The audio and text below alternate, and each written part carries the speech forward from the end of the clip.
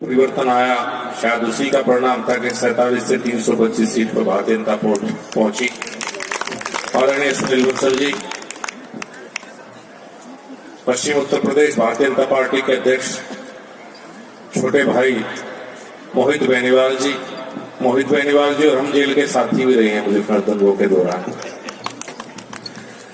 आज के कार्यक्रम के आयोजक आदरणीय कपिल देव अग्रवाल जी, भारतीय जनता पार्टी के जिलाध्यक्ष विजय शुक्ला जी,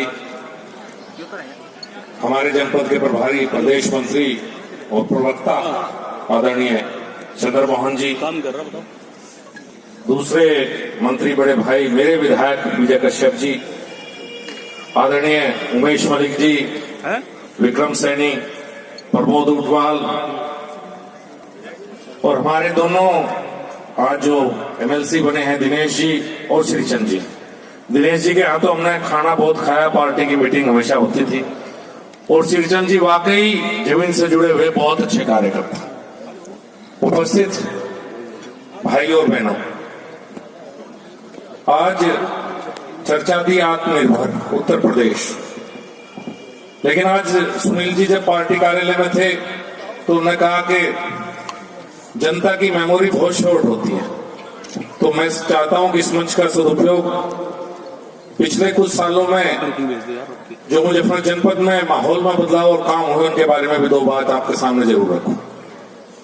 2014 में भारतीय जनता पार्टी की देश में सरकार बनी और आपने मुझे सांसद, और शायद उस समय जो माहौल था इस जनपद का मेरे आज भी याद है, हो सकता है आपके भी याद हो थोड़ा अगर फ्लैशबैक में जाएगी। शाम को अंधेरा होने के बाद इस जनपद में कोई रास्ता बताने वाला नहीं था। अगर एक नेशनल हाईवे को छोड़ दो और लिंक रोड पे किसी को अंधेरा हो गया, कोई गांव का रास्ता पूछना हो या शहर जाने का तो बताने के लिए कोई आदमी नहीं मिलता था। 2-2 घंटे खड़े रहते थे। हालत इस जनपद की थी। शहर में भी 7-8 बजे के बाद ऐसा लगता था जब मुझे फिर शहर में कर्फ्यू लग गया।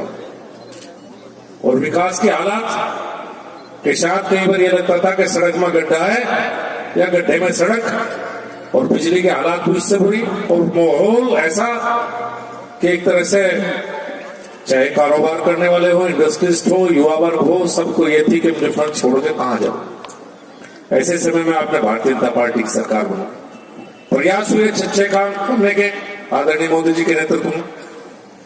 एक हाईवे की जगह 4-4 हाईवे यहाँ आपके जनपद में। शायद कोई सड़क ऐसी होगी जो जाते होंगे जिस तरह जो नेशनल हाईवे का काम होता ना आपको दिखाई देता। शायद 10,000 करोड़ से ज्यादा का पिछले 6-7 साल में नेशनल हाईवे का काम जनपद मुजफ्फरनगर में हुआ है। किसी सड़क किसी तरफ चले जाओ, कोई रेल लाइन देखो सब नहीं, कोई स्टेशन देखो सब नहीं, चारों तरफ बिजली घर का जाल। और एक सबसे बड़ी बात उससे ऊपर है कि एक सुरक्षित माहौल मुजफ्फर जनपद को देने का प्रयास भारतीय जनता पार्टी की सरकार में हुआ। पहले अखबार पढ़ते थे मुजफ्फर का तो पहले 2 या 3 पेज चेन स्नैचिंग, राजनी, चोरी, डकैती, माता बहनों के ऊपर अत्याचार इससे भरे मिलते थे। मेरे आज भी याद है 2017 से पहले।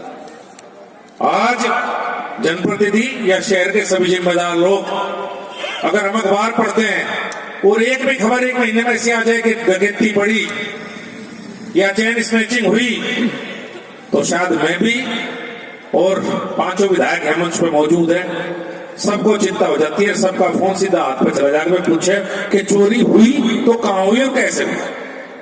और नहीं तो ये रूटीन था हमारे लिए कि चोरी डकैती तो रूटीन की बात है।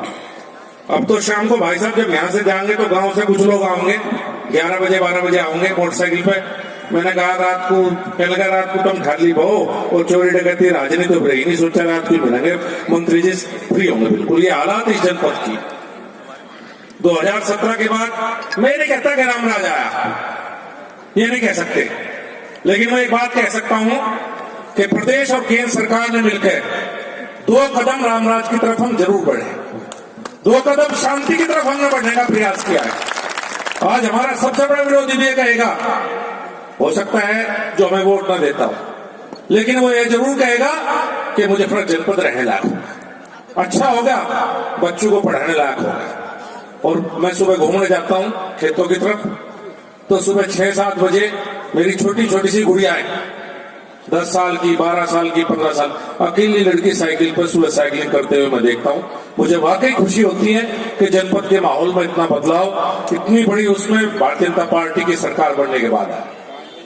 आत्मनिर्भर उत्तर प्रदेश सबसे बड़ी, जिस बारे में इतनी देर से मैं बात कर रहा हूं, अगर आत्मनिर्भर बनना है या कुछ भी होना, आत्मनिर्भर का मतलब है कि जनपद में, अगर जनपद की बात करेंगे जनपद में, प्रदेश तक की बात करेंगे प्रदेश तक पर, कि अपने पैरों पर खड़ा हो।